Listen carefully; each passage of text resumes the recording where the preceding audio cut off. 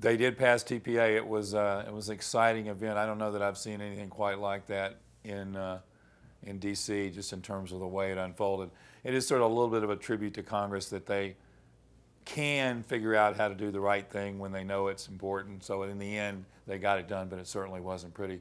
I think it's important that it had to get done in order for for the Trans-Pacific Partnership to even be considered. Now that TPA is in place, the administration can finish the negotiations on TPP and bring that forward to Congress. So this was really, you weren't going to see TPP get finished until TPA was done.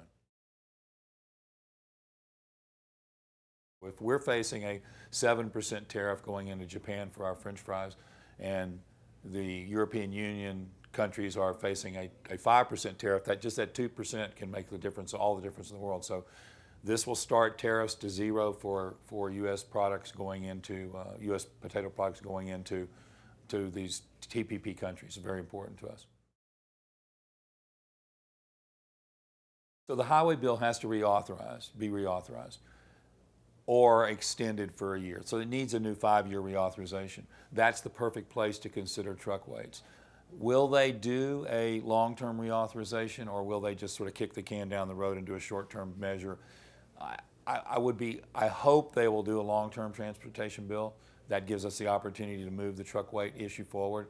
But there's a pretty good probability that they'll just end up doing some sort of an extension again, which is unfortunate. The voluntary labeling bill, it makes a lot of sense. It'll provide consistency and good information to consumers, and it allows the marketplace really to make a decision about what labeling takes place, but puts parameters on if you're going to label, it'll set standards for how it's done. So it's a good, solid approach to labeling, and we're strongly supporting it. I don't think there's any chance for immigration reform in this Congress, or certainly this year. It's unfortunate. It's just unfortunate that they don't really seem to have much the courage or the interest to try to move forward on it, and it's really unfortunate. But as an industry, what we're trying to do is to do positive, proactive things. We're working with growers to set up pilot programs where they plant additional habitat.